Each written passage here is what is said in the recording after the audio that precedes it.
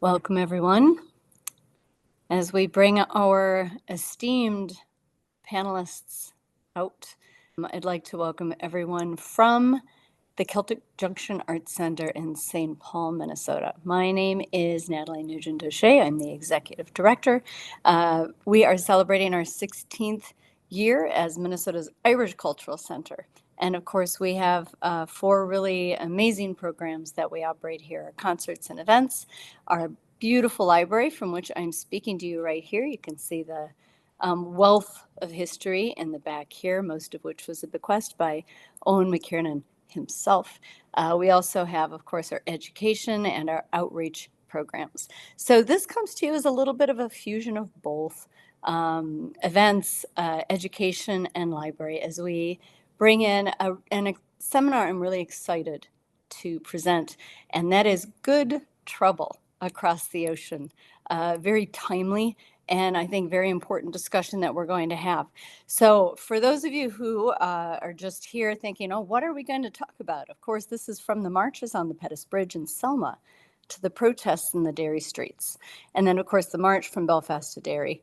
We've had activists confronting state violence with the courage to fight for voting rights and other human rights. We get to explore with these esteemed people here how lessons from these movements across borders and oceans in Good Trouble, a movement that still inspires generations today. And it is my pleasure to introduce first our panelists before I go to our featured speaker. It is also a really exciting moment to welcome Dr. Elizabeth Stack, who we've just brought in as our new education director at Celtic Junction Arts Center. She was the executive director of the Irish American Heritage Museum in Albany, New York for 6 years before she became the executive director of the American Irish Historical Society, which had been closed for 4 years. A huge challenge. So before moving to Albany, she taught Irish and Irish American history, was associate director at Fordham University's Institute of Irish Studies. She completed her PhD at Fordham, writing about Irish and German immigrants in New York at the turn of the century as they grappled with immigration restrictions at that time. She has a master's degree in Anglo-Irish relations from the 20th century from University College Dublin in Ireland. She taught high school English literature and history for several years in Ireland and the United Arab Emirates before completing her PhD. She is a frequent guest on podcasts and radio shows about Irish America. And our other esteemed panelist, we will hear from a little bit later as well, Dr. Miriam Nyan Gray. She earned her PhD in history at the European University Institute in Florence. She spent over 15 years at NYU directing the Master's in Irish Studies, co-directing the Archives of Irish America, and serving as global coordinator for Irish Studies. She is a founding board member of the African American Irish Diaspora Network and creator of the Black, Brown, and Green Voices program. Dr. Gray has collaborated with institutions from the Royal Irish Academy to the New York Public Library Schomburg Center. She co-edits the American Journal of Irish Studies and is the author and editor of several books, including Ireland's Allies, Forged in America. She's curated international exhibits, hosted the public radio program This Irish American Life for nearly a decade, and her current research explores race, ethnicity, and imperial legacies in the Irish diaspora, especially in the U.S. and Caribbean.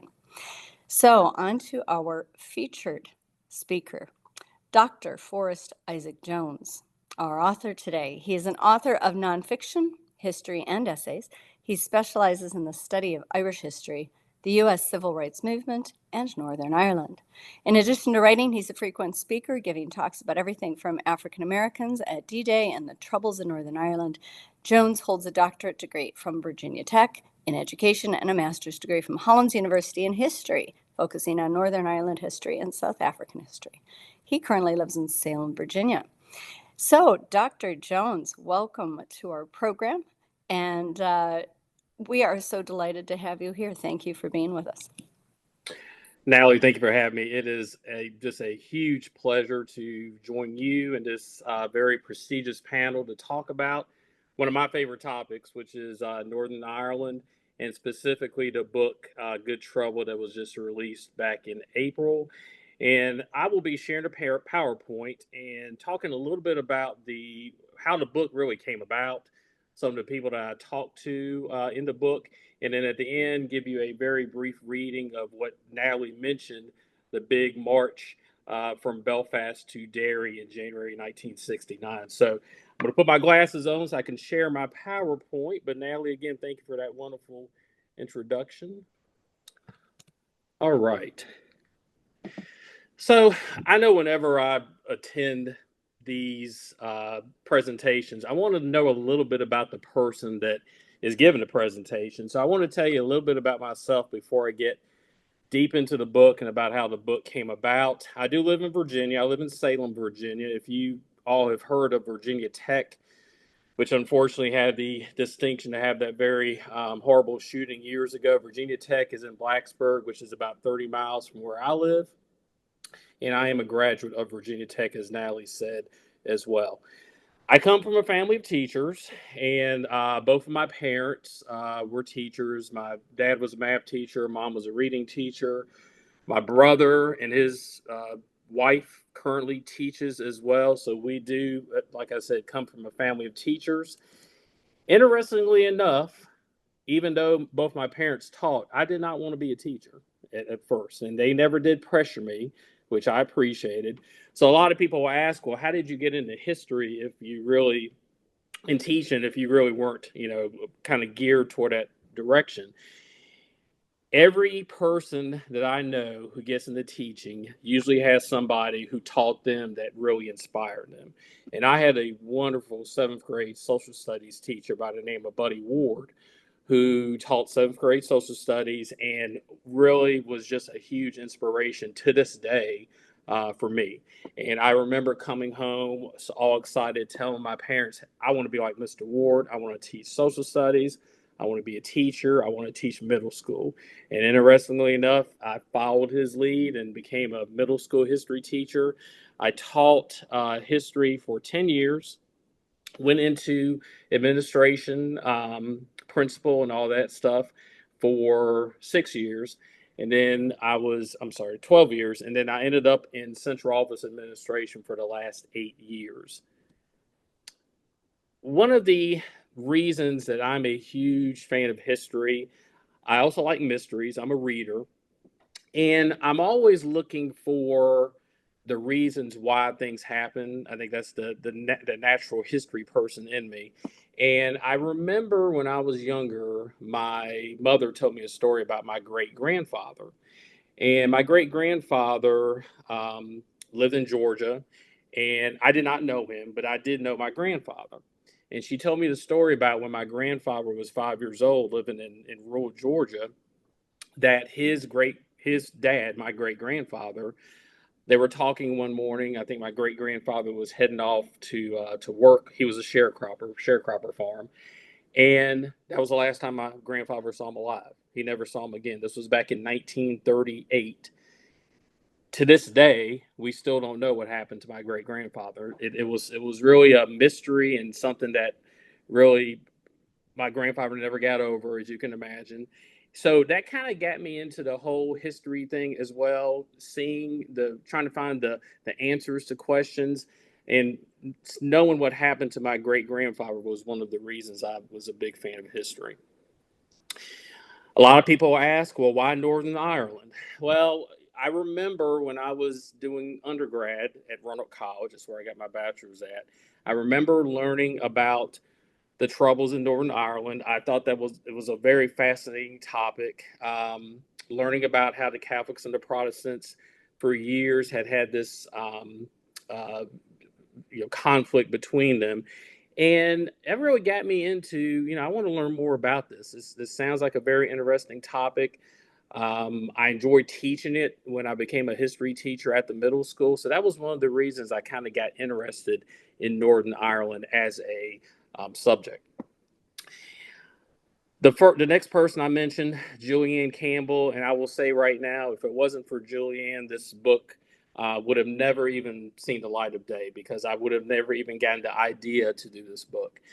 One thing I'll mention about Julianne, she is the author of probably one of the best history books I've read.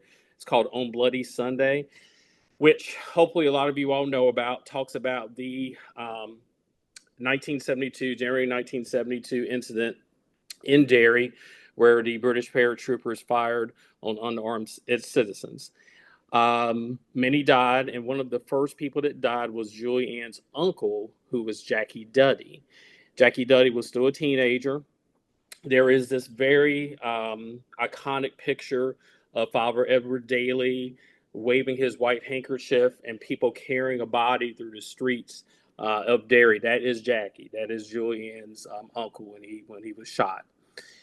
To give you a little information about how I got hooked up with Julianne, back during 2020 when COVID was going on, a lot of us, of course, were spending a lot of time online.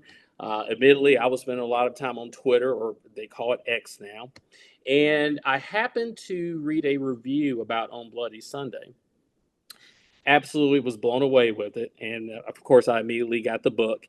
And I reached out to Julianne on Twitter. I noticed she was on Twitter. I said, hey, I said, this is a fantastic book.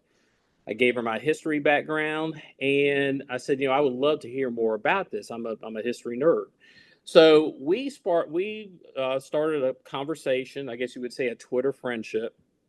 And then once COVID kind of died down the next year, 2021, we continued to stay in contact. And I had been to Belfast before, but I had never been to Derry. And I remember Julianne said, hey, if you're ever in Belfast again, come to Derry. This is a great place. You would love it. I can introduce you to a bunch of people, et cetera, et cetera. So I did go in 2021, visited Belfast, and I did go to Derry. And I'd never been to Derry before. The only thing I'd known about Derry was really Bloody Sunday, and that was it. So Julianne introduced me to a bunch of people, and the more people I met in Derry, I could not believe how many people came up to me and said, "Oh my gosh, we took so much from your movement." And I'm a history major. I didn't know anything about what they were talking about, and I said, "Well, explain what you're talking about."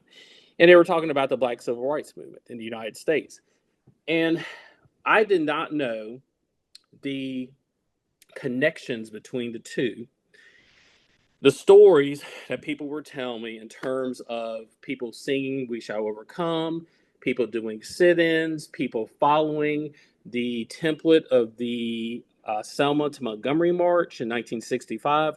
I didn't know any of this, so this was all just brand new to me. I remember talking to Julianne about it and saying, hey, tell me more about this connection. And she said, oh my gosh, I can't believe you don't know about it. Everybody knows about that over here. So Julianne told me, which is quite funny, she said, you got to write a book about this. This is a book just waiting for you to write it. So I did. I took the idea. I was like, I think I could do something with this, especially with, knowing what we went through here with the U.S. Civil Rights Movement in the South. So I had to figure out, okay, what am I going to do? How am I going to put this book together? That's where a lot of my history background came into play. I talk about the power of primary sources. I am a huge believer that the more primary sources you can get, the better. It is a powerful, powerful artifact, talking about or giving people the opportunity to talk about firsthand what they saw and what they went through. So I had to figure out, how was I going to get people to talk to me, number one, and how was I going to find people to talk to? So this was a big thing that I had to really tackle looking at this book. First person interviews, I'll be talking about this throughout the PowerPoint. Very, very important, and really, I believe that is probably one of the main reasons this book has been well received, and I think a lot of people have liked it because of the first person interviews. And in the archives, I did spend a lot of time doing research in the archives. I went to the Lennon Hall Library, which is located in Belfast, and then, of course, the National Archives in D.C. Both places were fantastic, but the Lennon Hall Library was just terrific, and they really, really gave me some good resources to use. So the possibilities, and I'll talk about this young lady who's in the picture in just a few minutes. She was part of the Selma to Montgomery March. The first thing is, I didn't know anybody in Selma. I had no connections to Alabama or anything. So I had to figure out, how am I going to find people to talk to me that were actually part of this movement in Selma, Alabama. I luckily knew a friend of the family, a guy by the name of Dr. Warney Reed, who was a professor in many, many colleges and universities across the nation. I figured he might have some contacts that could help me with this book. So I reached out to Dr. Reed and I told him what I was doing. He said, Forrest, he said, I remember when I was at Tennessee many, many years ago, we had a young lady come to talk to us about her being a part of the march in Selma. And her name was Cheyenne Webb Kreisberg. She is the lady or young lady that's in the picture in front of you. He said, I think I can probably get some information about how you can contact her. So Dr. Reed was nice enough to give me her contact information. And after a lot of back and forth, I finally did get to talk to Miss Webb Kreisberg. I'll tell you a little bit about her story very briefly. I don't want to spend too much time and not spend enough time on the other people, but she was 8 years old at the time, and she was living in Selma. She actually lived near Brown's Chapel. If you know anything about Selma, that's where they did a lot of planning for the marches. She actually ran into the church when Dr. King was meeting there, and they tried to get her out of the church. Dr. King said, no, no, no, let the little girl stay. And she was kind of known as King's little helper. She was on the Edmund Pettus Bridge when the Bloody Sunday attack occurred. Luckily, she was not hurt, but talking to her about what she saw, as you can imagine, being 8 years old, was just incredible. And probably the most incredible story, when she did the Selma to Montgomery march, she actually got halfway through the march. Her parents found out that she had been on this march without permission. They drove 2 hours to pick her up. They drove her back to Selma. And then she got so upset and she was crying and everything. Her parents decided, you know what? She needs to finish this march. They actually drove her back to 2 hours down the road so she could finish the march. So, again, incredible person to speak to for the book. The connections really were just so helpful when writing this book. The picture you see in front of you is Billy McVeigh. Billy McVeigh is currently, I believe Billy is 72, 73 years old. The picture that you see behind us in the Bogside in Derry is actually Billy holding up a brick and facing down a British Army truck. Billy didn't know they were doing this picture, but it's been a very iconic picture throughout the years. So, interesting story when we talk about connections. When I went back to Derry to do some interviews, Julianne had told me, "Hey," and I will say this: Julianne wrote the introduction to the book, which I just thoroughly appreciate. But she told me, go into the Bogside, which is the majority Catholic area of Derry, and she said, when you go down there, look for this little short guy, and his name's Billy McVeigh, and he'll give you an interview. So I asked her, so how's he going to know who I am? She said, do not worry, he will know who you are when you get there. So I get down there and I see Billy, and I walk up to him, and this is a funny story. I had never met this guy in my life. And I told him, I said, hey, I'm Forrest. And the first thing out of Billy's mouth was, hey, do you want to take a selfie? Which I thought was absolutely hilarious. This is the selfie we took. We took it right in front of this picture. And Billy was just a magnificent person to interview. Again, I would not have had this connection if it wasn't for Julianne. Billy at the time was a teenager, and he was there for the October 5th march on Duke Street. He was there at the Battle of the Bogside. He was there for the welcoming them when they did the Belfast to Derry march. He was there on Bloody Sunday. He has seen so much of this protest movement and civil rights movement. He was just incredible to talk to. We have remained friends, and that's one of the neat things about doing this book and collaborating with people. You do have friendships that have come from the book, and he and I probably text at least 2 or 3 times a week, and I consider him a very good friend and very appreciative that he interviewed with me. I will mention this. Billy is in a fantastic documentary called Once Upon a Time in Northern Ireland. You can find this documentary on PBS. was interviewed throughout the documentary, which talks about the troubles in the peace movement. And the documentary was nominated for the BAFTA, which is kind of like our Academy Awards in the UK. So if you haven't had a chance to watch that documentary, I highly, highly recommend it. Billy still lives in Derry. He loves Derry. He's a Boxside boy. And one thing I will mention about Billy that I just felt it explains, if you've ever been to Ireland and Northern Ireland, it explains the humor of the people.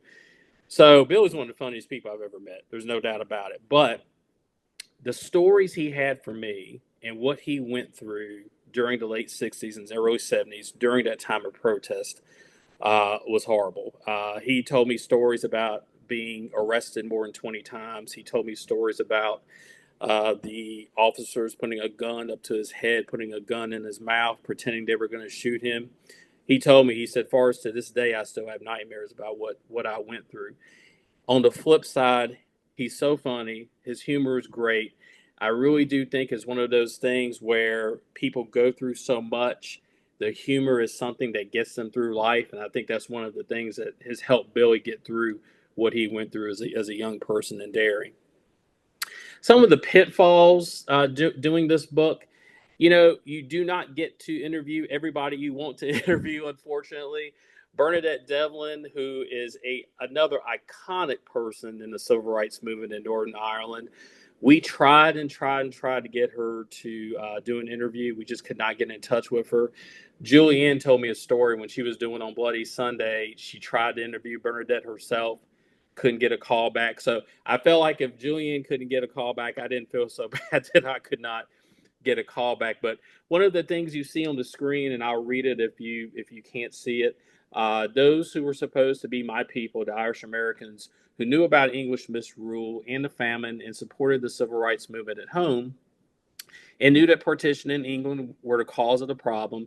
They said exactly the same things about blacks and that the loyalists said about us at home. My people, the people who knew about oppression, discrimination, prejudice, poverty, and the frustration and despair that they produced, were not Irish Americans. They were black, Puerto Ricans, Chicanos.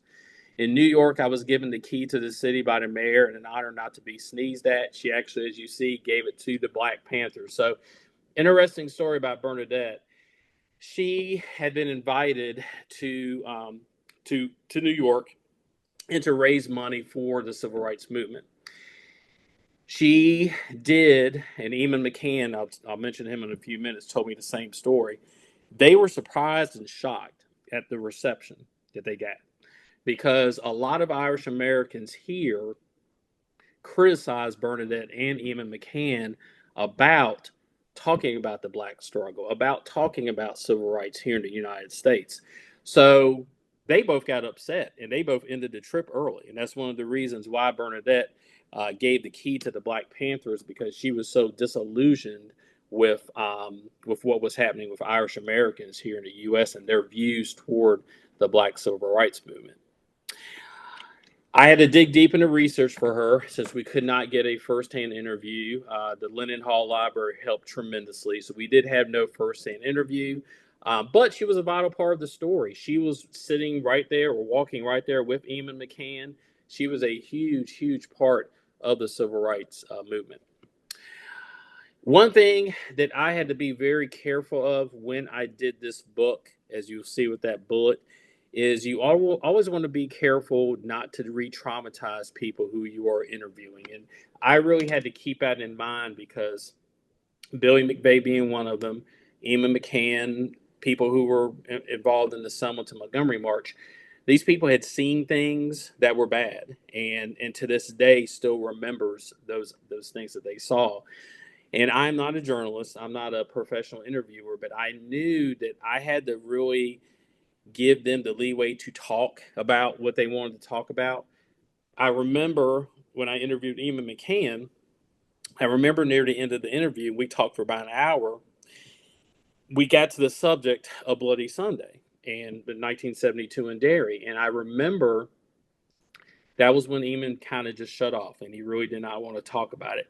I did not push him because I understood why he did not want to talk about it. I know for a fact he saw people shot, he saw people killed on Bloody Sunday. So again, I really did not want to push too much. I wanted to have them give them the information that they wanted to give me when I talked to them. And you can't include everything. I had a lot of stories, a lot of information that it would have made the book 500 pages long. So I had to really make sure that I cut certain things from the book and really just put in the most important information that I thought needed to be in there. With the book and nonfiction, you definitely had to keep it riveting. You're still dealing with a story. So people ask me, well, how did you write it? It really was like a story. It was a beginning, it was a middle, it was an end, and you had the story arc that you worked with. And I really wanted to make sure, being a history person, this was not um, for lack of a better description, a boring book, but a book that told a story, a book that was engaging, and a book where you can hear and see the people talking about what they saw and what they went through. This is Richard Smiley, very, very lovely, lovely man. He talked to me about his time on Pettus Bridge, Bloody Sunday in Selma. Interesting story about Richard Smiley. So when I was trying to find people to interview for Selma, Cheyenne Webb Kreisberg, when I interviewed her, again, this is all about connections, told me, hey, you need to talk to Richard Smiley. So that's how I got Richard Smiley's name and number. Mr. Smiley at the time was 16 years old in 1965. And Mr. Smiley was really living from house to house. He was not with his parents. He was skipping school a lot. And the reason he was skipping school was because he wanted to march. He was marching for civil rights. He was marching all the time. He was on Pettus Bridge. He was one of the people that got tear gas, that got beaten. His stories about that are incredible. He was on the march from Selma to Montgomery as well. The interesting story or interesting thing about Mr. Smiley, after Bloody Sunday in 1965, he was kicked out of his house because he took part in the march, and he was actually homeless for a while. So, for this young man, 16 years old, homeless, continuing to march, continuing to fight for civil rights, it's an incredible story. He went on to graduate from university, went into business and education, and it has just been extremely successful. He's another person that I text every now and then, and I really appreciate his friendship with this collaboration. We talked a little about the story arc, chapter outline. I mean, I had to do an outline to first get publishers interested in the book, so I had to do that at first. We talked about key people, key events, which we'll talk a little bit more about the beginning, the middle, and end, of course. And at the end, you're still telling a story. You want this story to be informational, but you also want it to be entertaining as well. That's one of the things that I really tried to do with the book. People ask me, how easy was it to get this published? It was not easy. It never is easy. This was my first nonfiction. This was a debut book for me, so I was brand new to it. I had an agent for a few years. I did this without an agent. My agent and I broke up right before I started doing this book. So I sent the book to many, many publishers. And one publisher, Anthem Press, Ted Sood, which is a fantastic editor, and he has been just terrific to work with. Read the proposal, loved it, was very, very interested in it, called me. We had a Zoom meeting.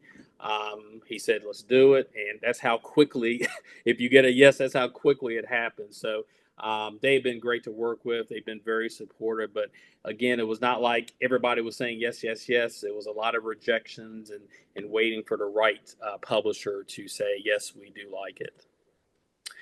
We talked a little bit about first person interviews. You'll see the paper picture. This was one that I got from the Lennon Hall Library, Batons and Barricades as Riots Rock Derry. This is actually from the October 5th Duke Street March. Bitter Clashes filed a march ban. So you can see some of the things that they were talking about during that time in 68. Daly McDermott was one person that I interviewed. that was actually at the October 5th march in Derry. And Delia is still alive. Delia lives in Ireland right now. And she grew up in Derry and grew up with the marches and with the protests. Delia was great to talk to because she was, I want to say, 16, 17 years old at the time. And after the civil rights movement really, I would say, ended probably around 72, 73, she actually ended up moving to Ireland. But her information for the book was vital because, like I said, she was there, she saw what was happening. And one of the ways I got in touch with Delia was, again, we talk about connections, was a friend who lives in or outside of Derry who knew her and said, hey, Delia would be a great person to talk to. She was there and would love to talk to you. So, again, connections help tremendously with that. Eamon McCann, if you don't know this name, he is another legend in civil rights circles in Northern Ireland. Mr. McCann was there October 5th. He was there at the Battle of the Bogside. He was on the Belfast to Derry March.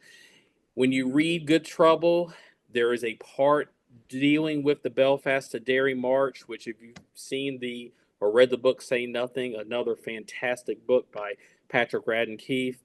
If you've seen the Hulu miniseries, there is a part in the miniseries that Mr. McCann actually talked about in my book, which is really neat, about the Price sisters. So when you read Good Trouble, you'll read a little bit about his story in dealing with the Price sisters. He is actually still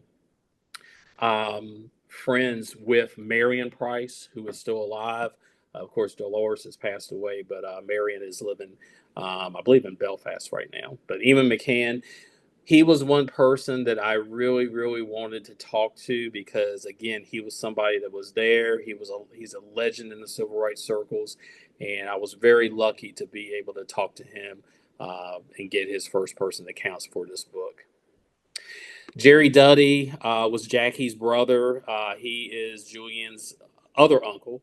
And I was lucky to interview Jerry as well. Jerry gave me some really quite poignant stories about the day that Jackie died and why he went out to the march and why he wanted to march. So he again was wonderful, wonderful to talk to. The Courageous Eight of Selma, and a lot of people may have not have heard of this group. I had not heard about this group until um, a lady by the name of Celine Martin, who wrote an article about the Courageous Eight in USA Today.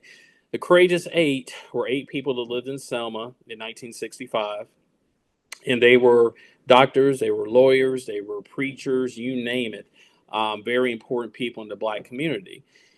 If it wasn't for the Courageous Eight, Dr. King would not have gone to Selma. They were the ones that actually invited Dr. King to come to Selma to help them with the protests and the march.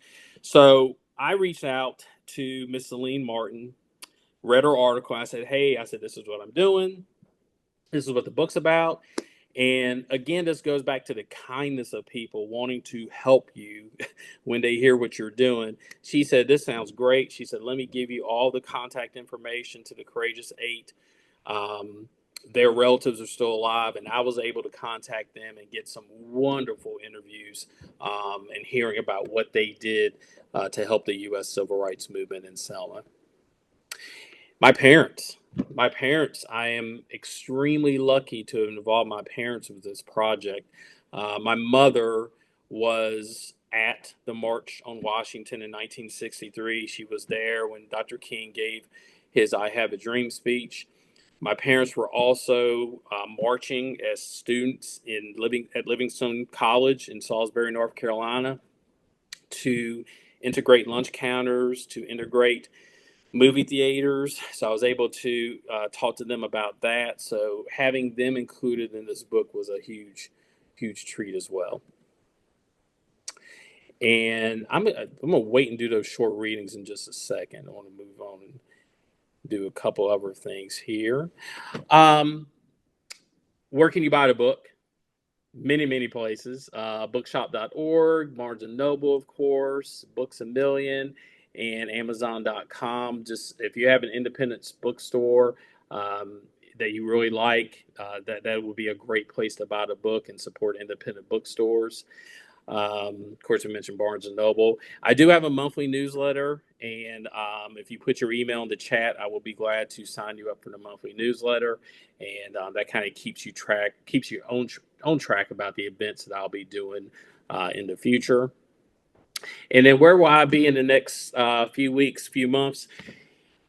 Friday, October 3rd, I'm really excited about this. I'll be in Ireland celebrating Frederick Douglass Week with the great grandson of Frederick Douglass.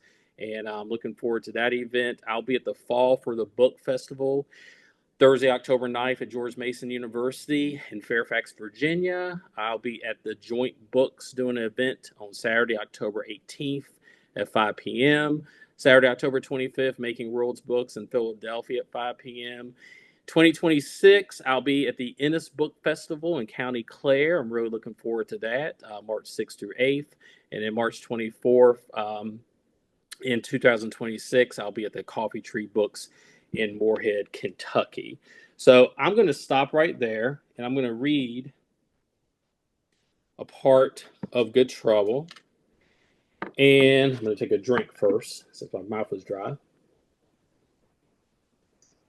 And this part that I wanted to read kind of goes back to what Natalie talked about in terms of the Belfast to Derry march. And to kind of give you a little background with this, the Belfast to Derry march happened in January 1969. And it was a march that basically used the Selma to Montgomery march as a template. Again, known as the Long March, 4-day march. Unfortunately, when they were about 15 to 20 miles outside of Derry on the last day, they got to Pettus Bridge, which ironically very similar to Pettus Bridge with Selma. And the marchers were beaten by loyalists. The police were there, did not do much about it. So it was very, very similar to what happened on Pettus Bridge for Bloody Sunday in Selma. So the part I'm going to read for you right now is the attack has already taken place on Pettus Bridge, and you're hearing things that people are seeing, such as Eamon McCann and Billy McVeigh and Jerry Duddy, about what happened once they were getting into Derry. Devlin and Eamon McCann both decided that they had to get to Derry to finish the march. They both hoped that they wouldn't find anyone dead on their way there. They had been attacked even though there had been over 100 constables in riot gear to protect them. The march continued. The protesters who were able to walk continued on as petrol bombs were thrown at them from ditches along the road. They were met by supporters on the outskirts of Derry who joined in with them on the march and warned of trouble ahead of them. Just like when the marchers returned to Selma after Bloody Sunday, they sang as loudly as they could. They sang, "We shall overcome." As Devlin said about the singing, it was never sung with more fervor than coming away from Pettus Bridge. That was our strong point. We had faced the attack without fighting back, and we had come out singing. The attacks continued on the marchers as they made their way into Derry through the predominantly Protestant waterside area. This was on Irish Street and Spencer Road. There was a storm of bricks, stones, bottles, and petrol bombs. The police recommended that the remaining marchers be alert as they stood against houses to avoid the missiles. When there was a brief respite, the marchers would make a run for it and get out of harm's way. Eamon McCann loved what he saw. Thousands were all along the road on their way from Pettus. There was this moment after the attack, 3 miles outside of Derry. We went past a loyalist estate, and people were on a ridge stoning us. And we expected that, but there were no injuries. When word of this got back into Derry, we came over the crest of the hill at the waterside of Irish Street, and there were thousands of people there. All of them had come from the Bogside. They joined the march side by side, and that was wonderful. Finally, they had arrived in the city center of Derry as over 3,000 people huddled together in the streets to greet them. They whooped and cheered for the marchers. A platform had been put up at Guildhall Square near the City Hall building. The people wanted to hear from the marchers. Billy McVeigh was one of those who greeted the marchers. I was here that day they returned from Pettus. I remember everybody coming across the bridge with blood on them. The police just let them get attacked. The police in Northern Ireland and America were always good at leading you into a trap. The police did not help them. Jerry Duddy said, Berntal was wide open on the road. They got the marchers down in the valley. They had trouble running. It was all orchestrated. And when you learn about that, no wonder people took up arms and stood against a system that wasn't working for them. Bernadette Devlin continued, we had marched from the capital city of Northern Ireland to the capital city of injustice. The crowd became jubilant with those words from her. Those words were published all over the world about the city of Derry. McCann said, there's a lesson in what we saw in Derry. The civil rights movement was now seen as something incredible. The people who had disowned us were now welcoming us. Honestly, I think they sensed us becoming popular and changed their minds about us, and that they better get on board with what was happening around us with the civil rights movement. So again, incredible scenes and incredible first-person accounts from people who were part of the civil rights movement. And again, people ask me, what do you want people to get out or get from this book? And I think the main thing that I want people to get from this book is two things. I think number one, you have to remember that the march from Selma to Montgomery, almost a third of the marchers were not Black, were not African American. So you're talking about people from all societies. You also have to remember that the march from Belfast to Derry and the civil rights protests had Protestants helping out. So you had people working together, Protestants and Catholics, trying to do what they thought was best for humanity, for people trying to get their equal rights. With those two things, and I think the what we're seeing today and what we're living through today, I think it just shows us we have to work together. We have to work together to get things done, be it Protestants, Catholics, be it Republicans, Democrats, et cetera, because we are stronger when we work together compared to people who try to divide us and tear us apart.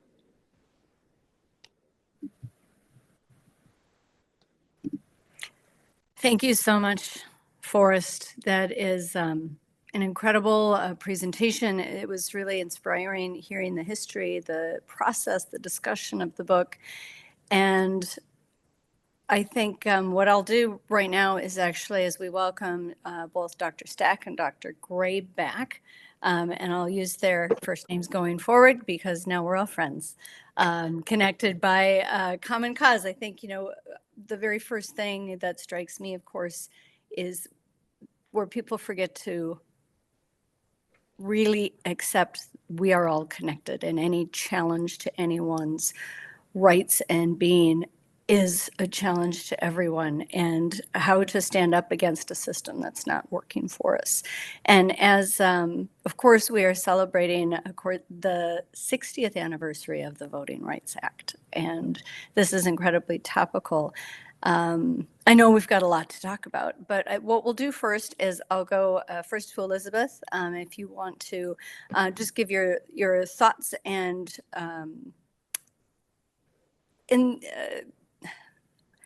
I'm thinking imprint, right? A really visceral word. So forgive me for searching for it, but the imprint of this presentation, and then we'll go on, Miriam, to you, and then we'll go from there. We'll have a little discussion. So go ahead, Elizabeth.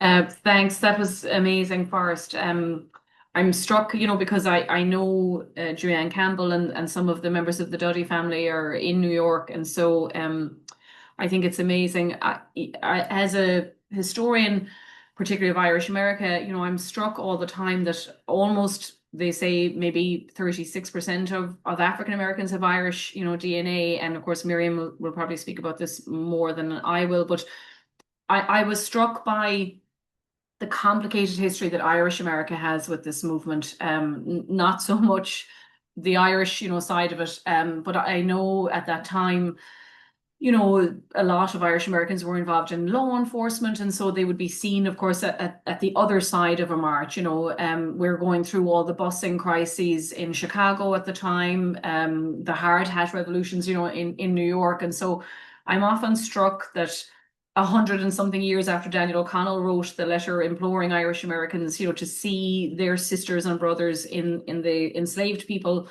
in the 1830s, that sometimes Irish America was on the wrong side and could hold space for Northern Irish civil rights, but not see that that same work was needed to be done here.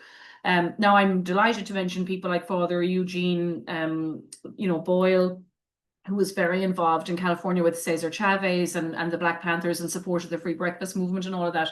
But it's important, I think, to acknowledge the complications of history and of holding maybe dual identity. In a time of scarcity, you're worried about your own rights, your own identity, your own role and place in society. And I think it's very interesting that both the Northern Irish civil rights movement and the American civil rights, there were tensions around the role of women, the place of women in the movement, the difference between the young and the old. And so, organizations like SNCC here might have kind of butted heads a little bit with the Southern Baptist Leadership Conference, as they did at home in Ireland. The People's Democracy were kind of younger, student-led, and might have butted heads with the Civil Rights Association. So there's a lot of tension, even as voices clamored for good on both sides. And of course, I think how we commemorate it today is interesting. At home in Ireland, they have gone more international a little bit. I saw a year or two ago the commemorations in Derry, where the slogan was "One World, One Struggle." And so, you can't help but see the parallels with someplace like maybe Palestine today. So I'm, not trying to open loads of cans of worms, but there's a lot. It's a meaty topic. So thank you for presenting, and hopefully this will encourage more dialogue. Miriam. Hi, thank you for this opportunity. And like Elizabeth Forrest, I want to commend you. I think one of the things that we notice coming out of African American Irish Diaspora Network and the connections that we're trying to make with that organization, and some of the work that we do as individual scholars who are interested in this intersectionality and connectivity, or to Elizabeth's point, disconnectivity, if that's such a word, around these kinds of themes. It's so great that your book is an intervention on such iconic places. I think just when you say the word Selma, when you say Derry or Londonderry, even if you know very little about, if you're not that interested in history, which I think most of us here today are kind of interested, but even if you don't know that much, there's a set of associations. And one of the things that we've really noticed in our work over the last 5 years or so is the need we have to put this kind of history between book covers, so that we have the books to go to, and even if the physical books are gone, there'll be digital copies of the books and things like that. I suppose one of the things that I was wondering a little bit, may I open up for a question, Natalie, to Forrest directly? One of the things I just wanted to ask you, I'm sure in the process of conducting the interviews, and anyone who knows my work knows that oral history is a central component of my work, not only as a historian, but more importantly in this space. What I've realized is the power of bearing witness to people's testimony. In particular, I'm thinking of people who are of American and of Irish and African descent, who have pride in that identity, and until quite recently, or in certain spaces, haven't felt maybe safe or welcome in kind of articulating that. So the power of bearing witness in the way that you have done on both sides of the Atlantic is just so important. But what I did think about when you mentioned sometimes having a hard time tying down interviewees, not necessarily Bernadette Devlin, because I imagine she just gets asked so often, maybe that's part of it with her, but maybe others. The Boston College tapes debacle, which many of us will have heard about, and you've kind of is part of the Say Nothing story. I'm just wondering, on the ground for you, Forrest, was that something that came up in terms of a reticence around going on the record and the sense of, you know, that there's unfinished business in Northern Ireland even still today. You know, it's much better than it was even in my lifetime. I'm only in my late 40s, and the Northern Ireland we have today is so different to the one I grew up with as a child in the 1980s, listening to reports from every morning on the news. But there's still work to be done, and I'm just wondering how much or to what extent that might have shaped the engagement that you received with the work. And sorry, it's such a long, kind of wordy question. Nally, can I go? Okay, yeah, great question. You know, two things really stood out for me, and you specifically mentioned the people I interviewed from Northern Ireland. Number one, and this probably dealt with, I'm thinking every person that I talked to from Northern Ireland, they were, and I hope this makes sense, they were very open up to a point. And I think the point was kind of going back to what I mentioned during the presentation. Bloody Sunday was one a good example. When they started talking about what they saw in terms of police brutality, in terms of people getting hit with billy clubs, et cetera, you could tell they did not want to get into a lot of that. Probably the toughest interview was with Jerry Duddy. When Jerry's talking about Jackie leaving that day, he could still remember him leaving for that. I mean, just he could still remember them coming to the house, telling them what had happened. You could just tell talking to all those people about a variety of events, how even to this day, you're talking about 50 years later, it is still really, really difficult for people to talk about that. On the flip side, I will say this, talking to the people that dealt with the Selma, Montgomery, and that part of it, and that were involved with that, I was talking to mostly relatives of the Courageous Eight, but then I did talk to Cheyenne Webb Kreisberg and Richard Smiley, who were there, and they were able to talk about it, but a little bit more than the people in Northern Ireland did, but they still, again, and it's the trauma, again, to this day, there was a point where they said, let's move on to something else. And again, that's why you try not to re-traumatize people, because, I mean, you're talking about 50, 60 years ago where these events are still affecting these people. And I can't even imagine going through what they did and seeing what they saw. I mean, especially Northern Ireland, Eamon McCann, you're talking about somebody who was there Bloody Sunday, seeing people get shot in the head, et cetera, et cetera. I can understand why he didn't want to talk about it, you know? But I will say this, and you mentioned this, on the flip side, it was really interesting talking to the older people like Eamon McCann about how proud they are about what they did, and how proud they are, kind of like what you said, how far they have come. And the reason they did it was because they wanted their children and their grandchildren to live in a better Northern Ireland. So there's a lot of pride as well. I hope I answered your question. No, absolutely. That's great. Thank you. Elizabeth, do you have any thoughts on that same line of thinking? No, you know, I took so many notes during the presentation, but I think, you know, the storytelling aspect of it is important culturally. You know, the Irish are known, you know, as storytellers and the gift of the gab, but who gets to tell their story, how it's recorded, who records it. And, you know, that's true for all kind of marginalized communities. I think that's very striking.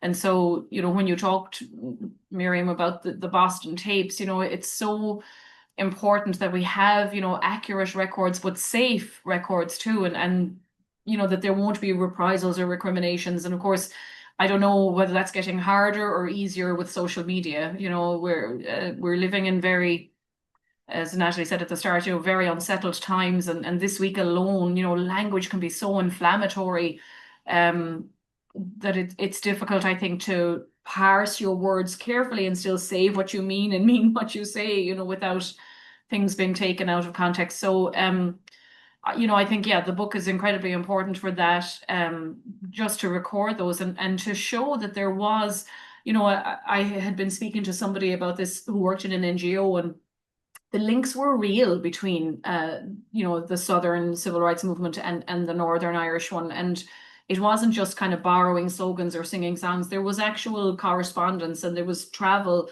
Not long after Bloody Sunday, a delegation came over, to Derry from Montgomery. So it's important, I think, that all of those stories are connected, and that it's not just the powerful people on either side. So thank you for your work, and thanks, Natalie. Natalie, can I mention something about what she just said? Please, this is yours. Yeah. There are two really good points I just wanted to bring up. Number one, and I don't know if everybody did this, but I just thought I needed to do it.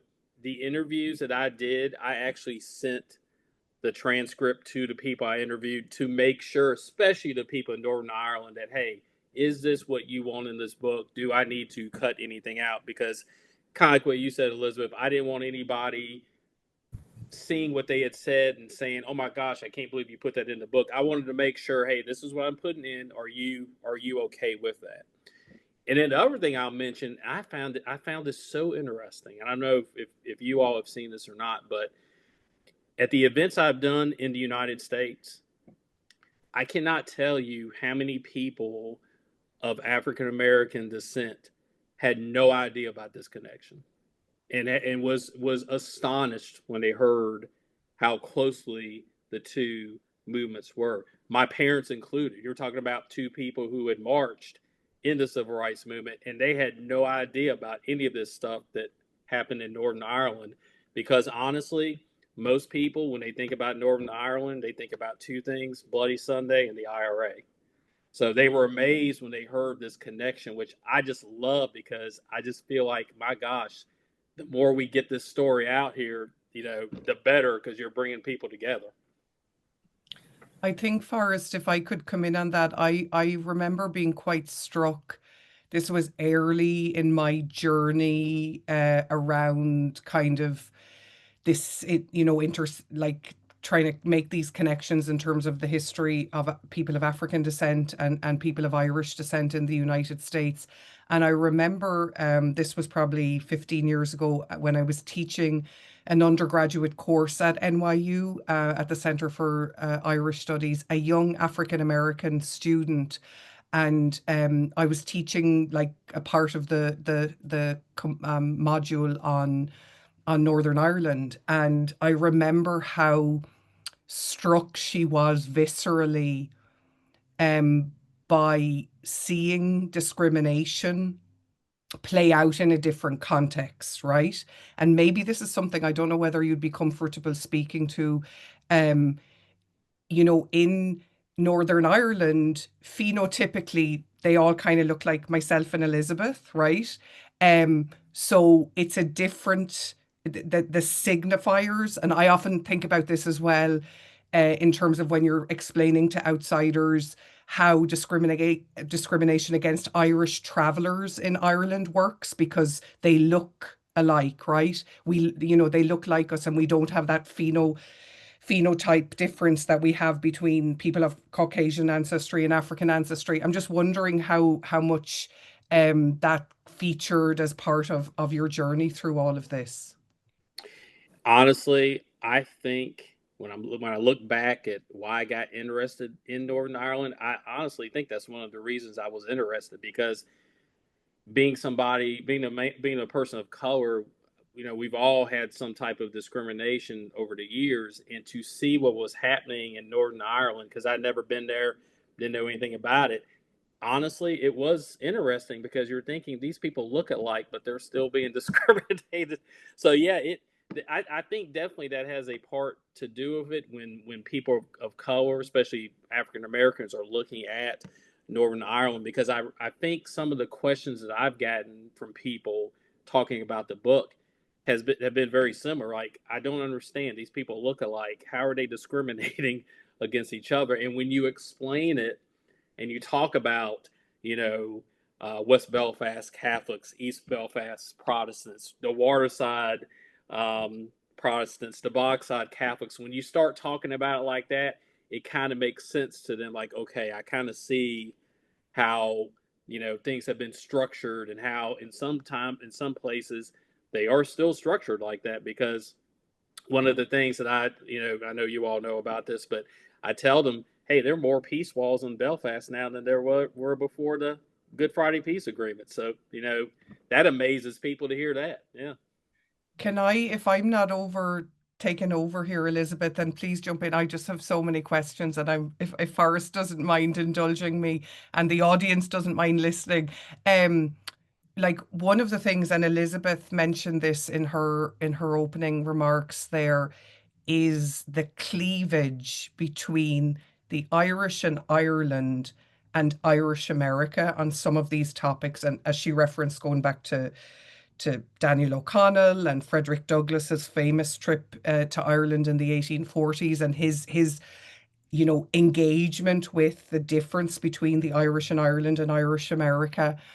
I'm wondering, from an African American perspective, when you talk about your work and your research and you say Irish, and in my experience, for a lot of people in color in the United States, they they think of Irish American, right?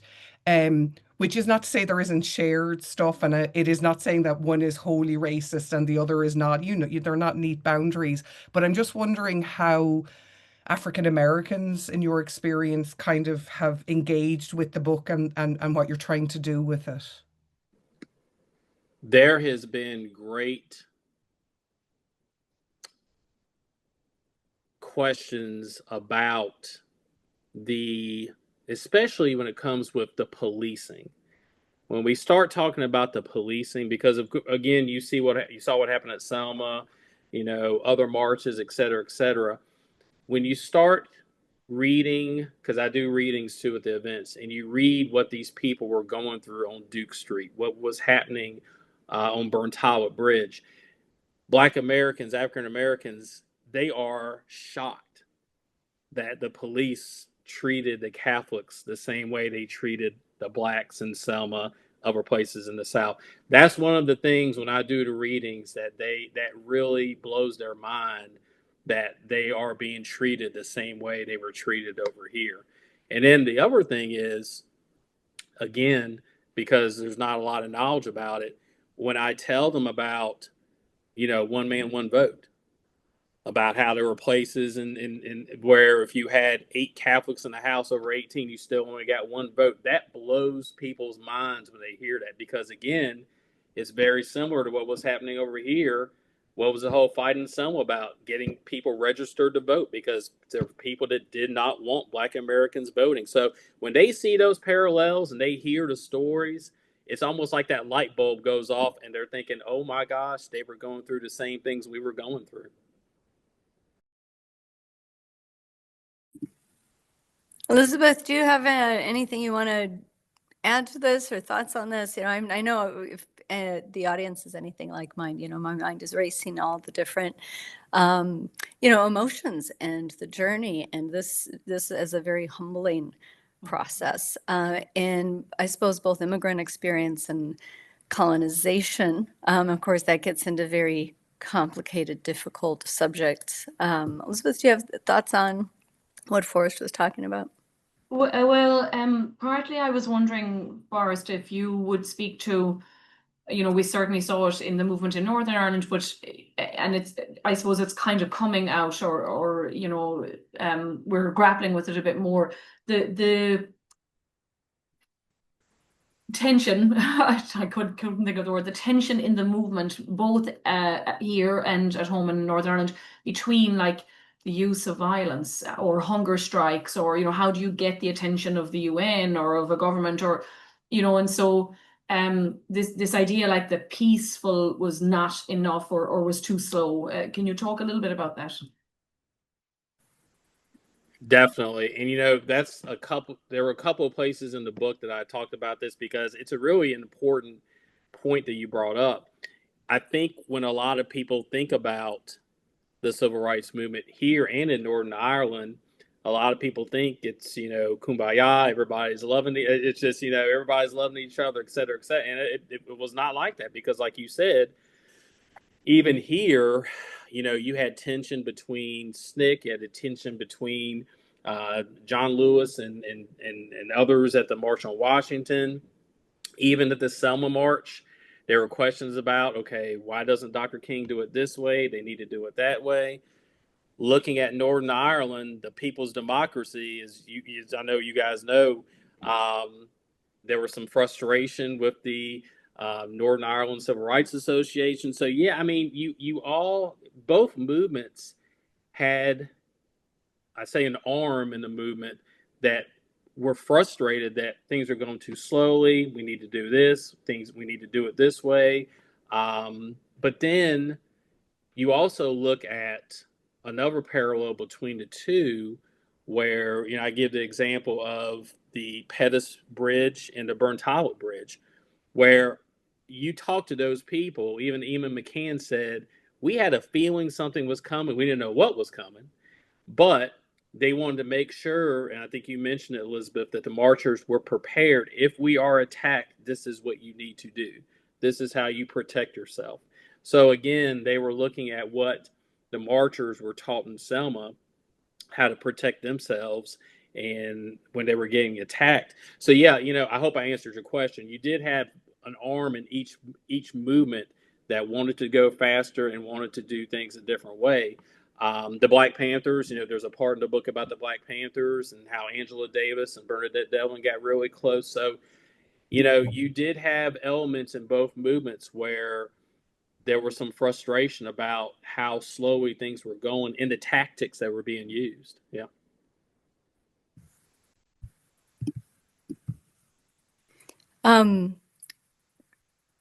Elizabeth and Miriam, do you have any other questions for Forrest, or shall we open to questions from the audience? Yeah, do. And this may be to any of you, and we'll see. We'll start here. So, audience, please, if you do have questions here, put them in the Q&A. I'm actually going to start with this one. So to Forrest, I believe, did you interview any of the clergy persons who marched in either march? And that's from Jim McDonough. Cut my microphone on. I did not do any first person interviews with any of the clergy that took part in the actual Selma or marches in Northern Ireland. Now, there were two things that I did do. Number one, there is a fantastic book. I cannot remember the name of it, but it deals with Father Edward Daly. Julianne actually gave me the book. She said, I think you need to read this book because I think it will give you some good insight into what Father Daly was doing with the civil rights movement. That was a huge help. I cannot remember the name of it right now.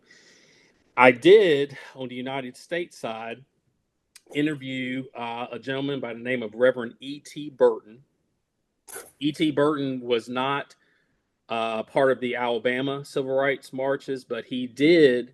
One of the reasons I wanted to interview him, he was very prominent in the civil rights movement here in the Roanoke, Salem, Virginia area. And the other big thing was he was one of the few clergy members that was invited to the funeral of Dr. King.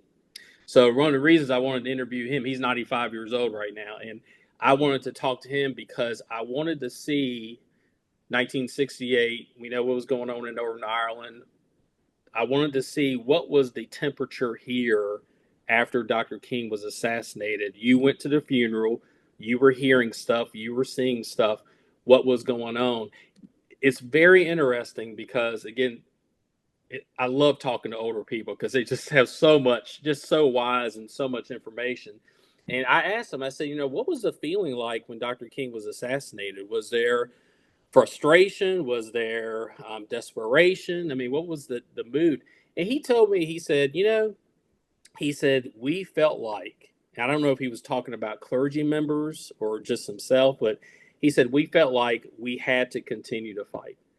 He said, we did not give up. He said, we did not feel frustrated. He said, we just felt like we've got to continue what Dr. King did. And I thought that was pretty profound at the time when he was assassinated. Of course, you had riots going here, there, and everywhere. And for him to still have that belief in what they were doing, I thought that was a really, really good quote. Thank you, Forrest. So another one here is, comment. I was blessed to visit Ireland years ago, and the Black Taxi tour of the Peace Wall had several murals of both Palestine and Native American Leonard Peltier. Am I remembering correctly? And that might have been some time ago. I'm not sure what BC 85 means, but there we are. That's from Richard DeBona. Miriam, maybe are you more familiar? Yeah, I mean, I think that there has been a long tradition, and I'm not quite qualified to speak on this specifically. It's not my area of expertise, but there's a lot written on the murals of Belfast that draw on kind of international examples, like suggested there by the person posing the question. That has reached a new level at the moment. I think around iconography and murals and flags related to Palestine and Israel, which is very deeply divided in Northern Ireland on sectarian lines. But there has been a long tradition, I think, more on the nationalist side for the more international, like beyond the UK examples. Elizabeth, you correct me if you think otherwise, or Forest. Whereas I think a lot of the imagery and iconography on the loyalist side has tend to draw from the kind of canon of British imperial images and things like that. So you're not misremembering, you're not crazy. That's there. And I think one of the things is just a nice kind of bringing us back a little specifically to our theme here. You've seen quite a lot of people like Frederick Douglass, and others appearing in Northern Ireland, bringing these kind of linkages together. Another question here. Talk a little bit about the post-movement comparisons. The civil rights movement in Northern Ireland has political power in the north through Sinn Féin. The civil rights movement in the US evolved into control of urban governments and the Congressional Black Caucus. Both have unfinished agendas. In parentheses here, my history includes both work with SNCC in Mississippi and support for the hunger strikes and reunification now. If anybody would like to field that. That's a big one. That's a Yeah. big one. Forrest, do you have anything like kind of specific to your experience of the research and engagement in that regard?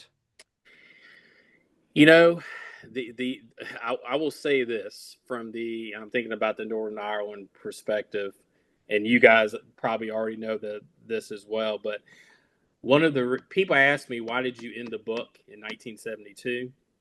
And there were a couple of reasons. Number one, I felt like there had been a lot written about the Troubles in the late 70s, early 80s, up until the Good Friday Peace Agreement. I did not feel like there was a lot that had been written specifically late 60s, early 70s about the civil rights movement in Northern Ireland.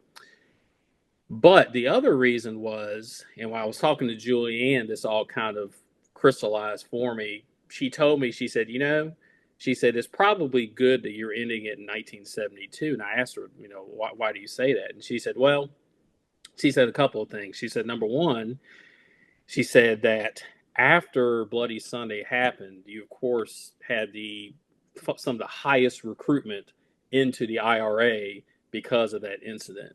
And then she also said that if you look at 72, you're talking about one of the bloodiest years in terms of the Troubles in Northern Ireland. So she said, she said they had really successfully done a lot up to that point. But she said once Bloody Sunday happened, you're talking about a whole different really direction of where people thought they had to go. I almost compare it to, I don't know if I'm answering the correct question correctly, but I'm almost comparing it to what happened with Pettus Bridge and Bloody Sunday, of course, included. You had a lot of people, because of what happened in both of those instances, become disillusioned and thinking, okay, armed struggle is the only thing we can do. That is what we need to turn to. So, again, I don't know if I'm answering the question correctly, but that's one of the reasons I stopped at 72, because really that was the end of it. Yeah. Yeah. I also just think, if I could jump in there, I just think as a historian, and I don't know if you guys would agree, but I feel it pains me to say it, but there's unfinished business in both these stories. And I think for us as historians, I know for me, um, that sense of it being unfinished, I find quite debilitating in terms of how you actually really approach something that essentially, I think, to kind of really take on the story, you're talking about massive amounts of research and writing and something that's still evolving in a way. And I really hope someday we can say this is history in Northern Ireland and in the United States. But it's not the case. And I think, at least in some of the work that I've done around this, um, not just the intersections of African American and Irish American history, but more generally, but specifically on this, I think if you're doing something comparative, and Forrest, you've done a really great job with this, to really kind of put those things in dialogue, you kind of have to take quite a discrete timeline or topic in order for it to be anyway manageable, not only in terms of the research, but just the writing and keeping the interest of the reader. I had some fun there.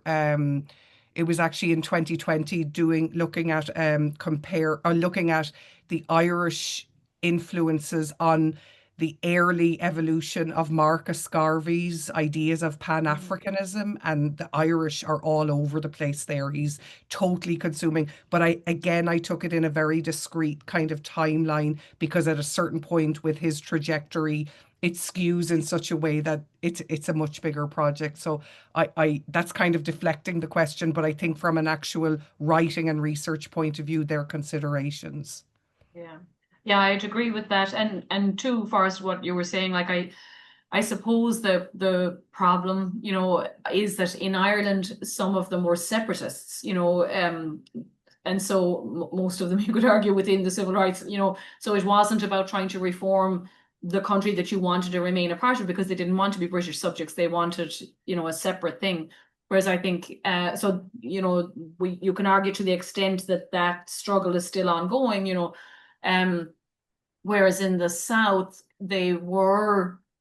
America was their home. And so, while there is this kind of return to Africa movement for a while, it wasn't about changing country or government within the country. It was about becoming an active part. And so, again, you can argue about the success of that and, the Black Caucus, as you say, and all that. But I think the goals diverge, the paths, as time goes on. So I agree with you that stopping in 72 was probably a good idea.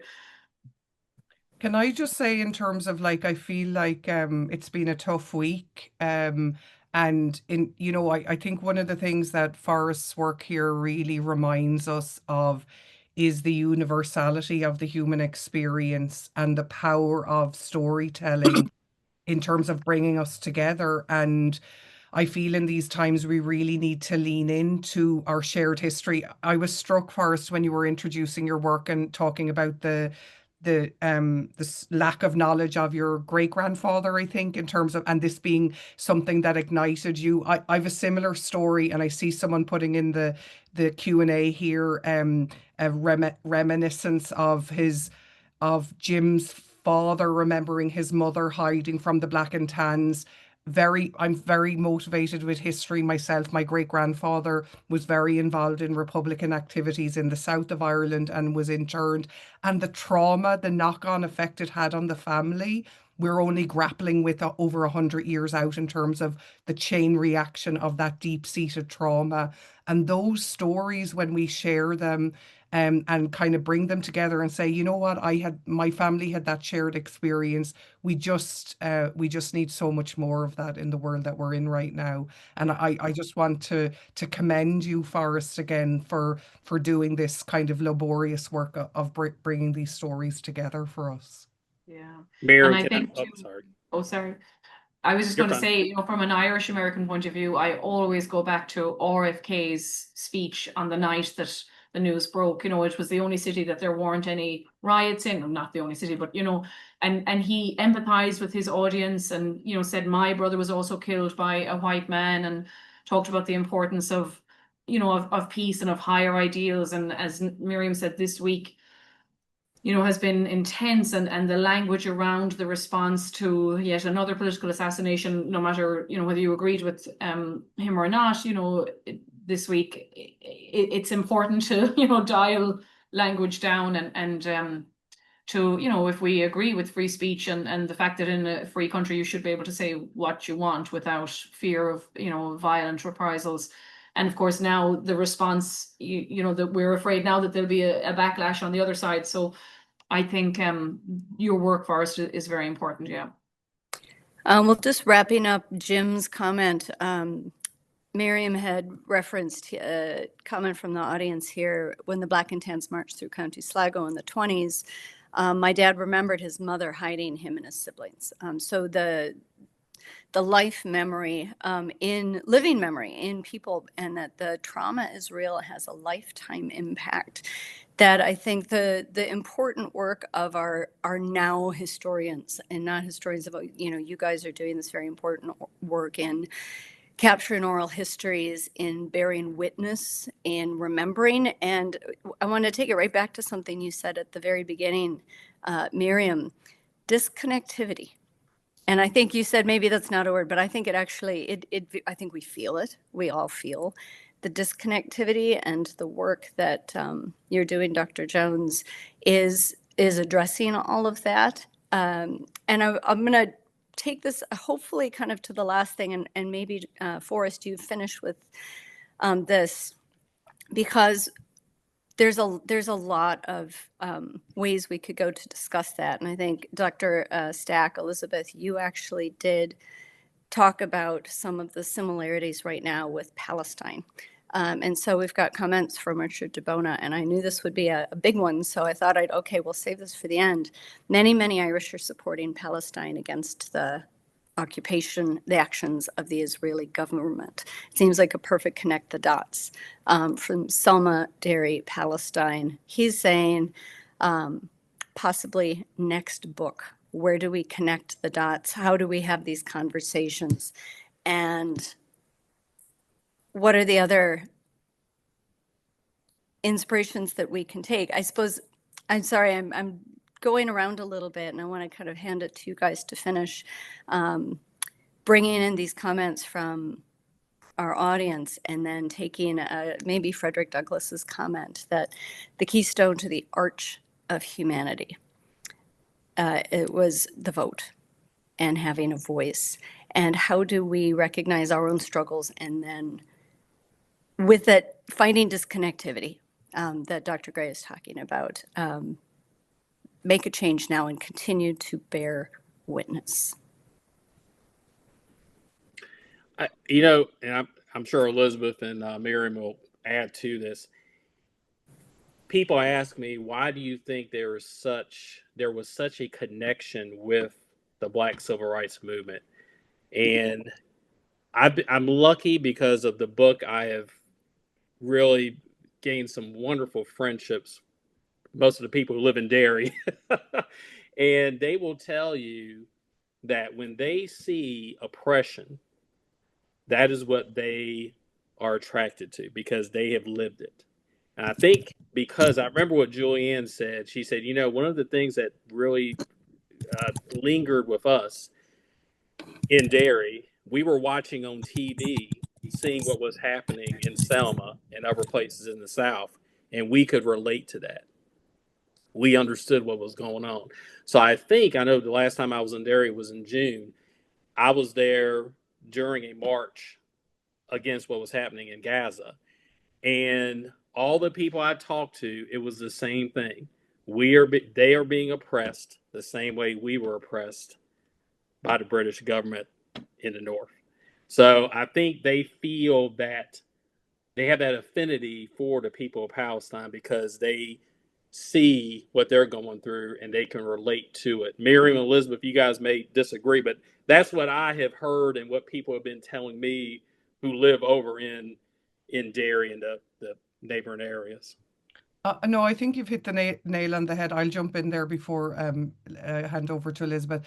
I think you're right. And I think, in your experience, Forrest, of doing this research, um, to me, it reminds me of what the brilliant, amazing civil rights activist and legal scholar Brian Stevenson talks about, be proximate, right? You've become proximate in Derry. You've gotten to know people. You've gotten to learn how the place works, how people work, and that's what we need so much more of in our world. On the specifics of Gaza, and the news. I'm here in Ireland, and we follow the US very closely.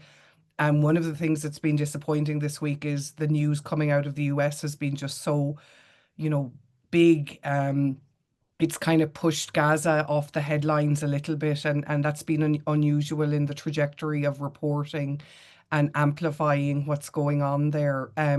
But what I think about when Natalie raises the question is one of the last, not probably his last book, it's 2 or 3 books ago, the great Irish author Colm McCann's book, which is basically profiling the fathers of a Palestinian child who's killed in Palestine, and an Israeli father, and the story of them coming together and sharing their pain and loss. We need to get into these spaces where we're building this empathy, because it's surely not going in the right direction as it is. And I'm really grateful that someone on here this evening has kind of grounded us in reminding us about this important story. Yeah, I suppose that, I'm probably going to come back to kind of language again there, that, I would, as an Irish person who, was born and raised in Ireland and then moved to America in 2009, I do think how it's covered here is very different from how the story is covered at home in Ireland. And so, I hate to see conflation on any issue, but, it is possible to criticize a state like without being prejudiced against the people or the religion or the theocracy, or and so I'm trying to be very careful with my words, because it's not a topic that a lot of Americans feel comfortable talking about. And I just wish that there was more openness about it. Years ago in Fordham, we had an Israeli and a Palestinian academic who traveled the world together, like, talking about the issues. And one of them said, which, I think the Israeli man said, they've done survey after survey in the country. And he basically said that Israelis feel that they don't have to compromise and Palestinians can't compromise. And, that's just a zero-sum game then, because there's no wriggle room at all on either side. And, we're kind of veering into that territory here, I suppose, too, as we are pushed more and more to the fringes of our own, politics here. So I would hope that debate and speaking and empathizing and story sharing and telling will help get us back to a place where we can at least discuss things, without being forced to take a side or to take a lunatic fringe side. But there are facts, and there is objective reality, and there is data, and I just wish we were exposed to that too sometimes. There was one other. Oh, go ahead, Miriam. Sorry, Natalie. No, I was just going to say the one thing to hold on to in these conversations, I think, is the feeling of it never being solved was how we felt about Northern Ireland, for a long period of time, most of my childhood and teenage years, as I said. So I guess we have to kind of look to, and I know it's a different conflict and there's, different things at play, but that it can be done. And it's not everything is solved in Northern Ireland, but we don't have what's going on in Gaza. On that, we do have one more question, and it felt like, well, maybe we're coming to a close, but I think this one actually is maybe where we can finish this and wrap up, because it's about information. And what you're doing, Forrest, is you're taking eyewitness accounts you're taking the stories and you're sharing them. The last question left from our audience here is, did you encounter any reports on how in the 80s and 90s imbalanced mainstream media reported what was going on? Now, I'm not sure how this question is phrased, but I think it could be applied to both sides. That the key part as information maybe is caught in algorithms, or information can be, changed in mainstream media, the importance of people connecting and telling their stories and having direct witness. Nothing in the 80s or 90s, but when I talk to the people, especially in Northern Ireland, about the marches and protests in the late 60s, early 70s, many of them did say, depending on if you were getting your news from the UK or from RTE in Ireland, the story could be quite different as to what was happening at those marches. I think that kind of answers what that question was going for. If I could just jump in, oh, sorry, Miriam, on that. Like, what I always think was fascinating was, I'm the same age as Miriam, or maybe a year older, and like we grew up where, Gerry Adams' voice was dubbed. There was media censorship, basically, and it was a still photograph of him giving a speech, and so the media at home in Ireland, it was kind of interesting. But I think the media in America, the coverage of it was interesting because of the politics too, like for a long time, and my work is on the early 20th century, like it was very difficult to get Wilson, to listen about, for instance, like staying neutral during World War I.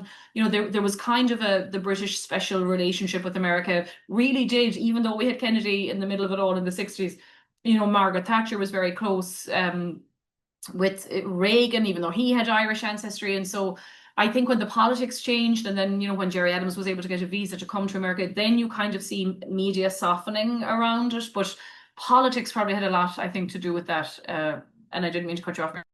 No, I was just going to say the same thing. I think that special relationship in many circles, if you talk to Irish Republicans in the United States in particular, would have a lot to say on that, in terms of how it shaped how a kind of macro agenda that permeated down. So I think it's definitely something that was evident.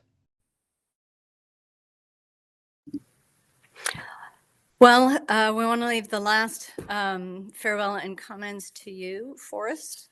As we, I did try and follow a lot of your discussion and your slides, and I put some of the references to those commentaries and those links in the chat, so that if you have additional links, reading sources, references that we could share with the audience, we would be able to do so. There are a couple questions that came in towards the end there that I think I'll pass along to our panelists privately, if that's all right.